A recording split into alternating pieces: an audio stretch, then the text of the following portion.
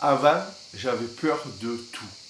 Tu sais, à ce moment, malheureusement, je suis en convalescence, je me suis fait mal au dos, et du coup, il a fallu que j'aille voir mon médecin pour qu'il me prescrive des séances de kiné, et en même temps, malheureusement, il a fallu que je m'arrête au boulot, tu sais. Et ça me fait penser qu'avant, j'avais peur de tout. Tellement que j'avais peur que je pouvais jamais m'arrêter au boulot. Alors, du coup, même malade, et même quand j'avais mal une fois, je m'étais fait mal à la cheville aussi, je m'étais pas arrêté parce que j'avais peur du regard de mes collègues, de savoir est-ce qu'ils vont mal le prendre, est-ce qu'ils vont croire que je fais du cinéma. J'avais peur d'appeler pour prendre rendez-vous chez le docteur. J'avais peur d'aller chez le docteur, justement, de croiser quelqu'un que je connaisse dans la rue, qui me demande qu'est-ce que je fais là à cette heure de la journée, tu vois, alors que il fallait que je lui explique que j'étais en maladie, tu vois, tout ça, ça me plaisait pas. J'avais peur de rentrer dans la salle d'attente parce qu'il y avait du monde, j'avais peur que tous les regards se braquent sur moi, tu vois. Mais j'avais peur d'aller expliquer au docteur exactement ce que j'avais, qui croyait que genre, je lui explique quelque chose qui n'existe même pas, qui ne sache même pas me répondre sur ce que j'ai, tu vois. J'avais peur de sortir, partir à la pharmacie, j'avais peur de croiser un voisin, tu vois. J'avais vraiment peur, mais c'était impressionnant. Du coup, j'avais peur de tout. Et du coup, je m'arrêtais jamais, tu vois. Et j'allais même au boulot, des fois que j'étais malade ou que, comme je te dis, que j'avais mal quelque part, mais tant pis, je me forçais, je souffrais, mais j'allais au boulot. Et tout ça, et je me suis rendu compte qu'en fait, j'ai regardé un peu en cherchant bien, il y a vraiment 10% de la population qui n'ont aucune anxiété sociale. Sinon, tous les autres ont plus ou moins une petite anxiété, tu vois. Bon, moi, c'était toutes les anxiétés. Et en fait, il montre qu'il y a quatre vraiment anxiétés. Et je sais pas, toi, où tu te situes, si tu fais partie de une, de deux ou de toutes. Mais en gros, premièrement, il y a la peur, tu sais, d'échouer. Et ça, malheureusement, c'est la première peur, c'est la peur d'échouer. Et ça, malheureusement, il y a beaucoup de monde qui atteignent cette peur. Et c'est ce qui t'empêche le problème, c'est cette peur qui t'empêche d'avancer, qui t'empêche de tenter quelque chose, tu vois, de tenter une nouvelle vie, de tenter de partir un peu dans l'inconnu, parce que bon, tu as peur d'échouer, tu as peur de ne pas arriver, et ça c'est dommage, tu vois, parce que malheureusement c'est ce que la plupart des gens ont peur. En premier, c'est de celle-là, tu vois, c'est la peur d'échouer. Après, il y a la peur de se dévoiler. Alors là, encore une fois, si tu te dévoiles pas, malheureusement, ça peut impliquer par exemple une mauvaise relation dans ton couple parce que tu, tu oses jamais dire vraiment les choses, tu oses jamais te dévoiler à ta partenaire et elle risque d'être un peu en manque de ça, de pas savoir ce que tu recherches, de pas savoir. Et si tu te dévoiles, ben peut-être que ton couple, ça sera plus facile d'avancer dans ton couple parce que tu vois, la personne en face aura plus de facilité à te comprendre, à savoir ce que tu recherches, tu vois.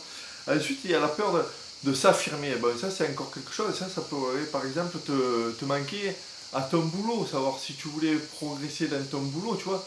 Si tu t'affirmes pas, ben, c'est compliqué, tu vois, de ne pas pouvoir t'affirmer, de pas pouvoir montrer qui tu es vraiment et quel est ton niveau, quelles sont tes compétences, tu vois, quelles sont tes compétences. Si tu t'affirmes pas, ben ça c'est un problème pour ton boulot. Et bien plus grave encore, il y en a certains qui ont carrément la peur d'être observé. Alors là, c'est la pire, parce que du coup, si tu en arrives là, c'est que vraiment là, tu arrives à peut-être un jour ne plus jamais vouloir sortir de chez toi, et c'est à ce moment-là que tu peux tomber dans une déprime, une grosse déprime qui t'empêche vraiment de faire tout et n'importe quoi de la vie, et vraiment qui te met au plus bas. Et à part rester de chez toi, alors là vraiment tu fais plus rien. Et là c'est vraiment quand tu en arrives là, c'est vraiment qu'il faut consulter parce que ça peut avoir des répercussions vraiment très graves pour ta vie, très graves pour toi, ça peut être même vraiment dangereux. Alors toi, je sais pas vraiment où tu te situes là-dedans, tu vois. Je sais pas où tu te situes là-dedans, moi j'espère le moins grave possible, mais ce qu'il y a, c'est que pour, en tout cas, essayer de sortir de ça et vraiment essayer d'aller de l'avant et de te sortir de cette situation, si pour toi elle est très pénible et tout, bien souvent, on oublie dans certaines situations, dans certains moments de la vie où on n'ose pas faire les choses, où on n'ose pas avancer, ou qu'est-ce que si je le fais, si je vais à l'encontre des gens, si je vais postuler à ce poste, si je vais aller parler à cette fille, tu vois, si je quitte mon boulot, même des trucs un peu plus importants, tu vois, si je quitte mon boulot, tu vois, on n'ose souvent pas faire les choses parce qu'on se dit, si, moi je te propose d'essayer de voir le pire de ce qui pourrait t'arriver. Qu'est-ce qui pourrait t'arriver de pire si tu fais la chose, tu vois.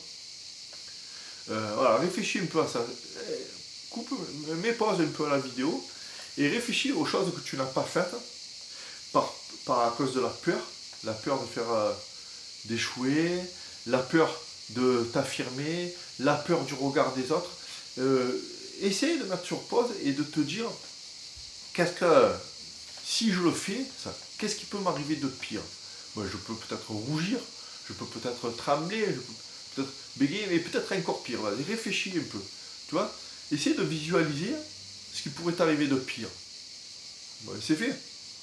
Maintenant, on oublie ça et on fait exactement le contraire. Qu'est-ce qui pourrait t'arriver de meilleur? Si tu vas voir cette fille, si tu postules à ce poste et que tu fais un entretien qui se passe super bien, si tu vas parler à cette fille et qu'elle accepte de prendre ton numéro et que vous vous revoyez une autre fois, si tu oses enfin dire non à quelqu'un parce que ça te prend trop de temps, c'est trop chronophage.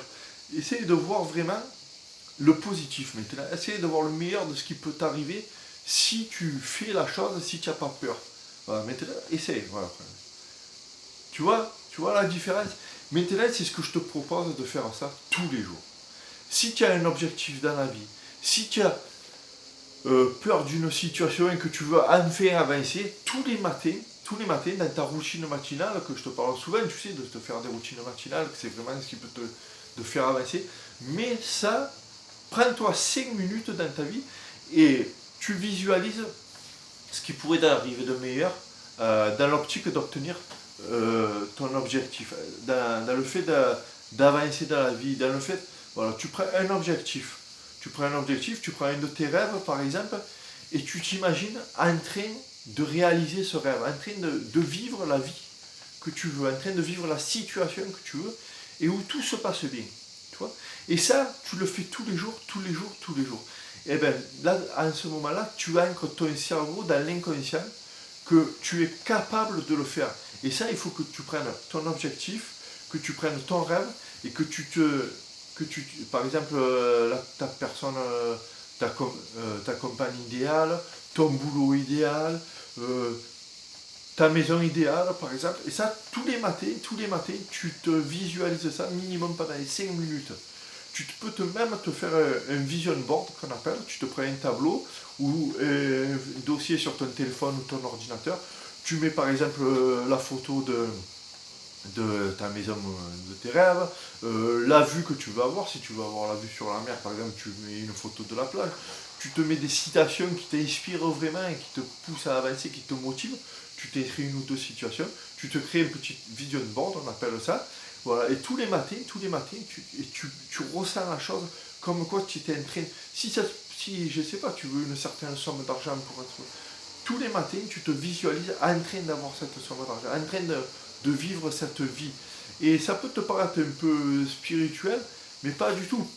En fait, ce que tu fais ça, en faisant ça tous les matins, tu ancres dans ton cerveau que tu es capable de faire ça.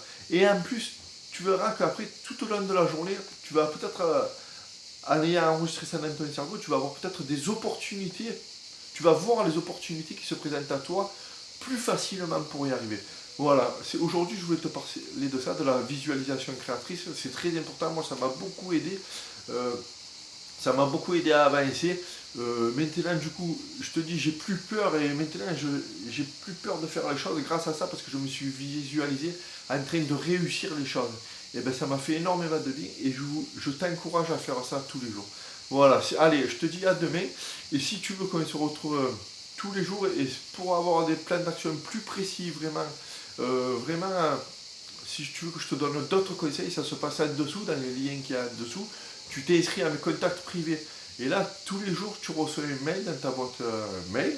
Tu mets ton adresse mail et tous les jours, tu reçois un mail dans ta boîte avec des conseils encore plus inspirants, encore plus précis. Voilà, ça se passe en dessous. Sinon, nous, on se retrouve demain ici. Ciao.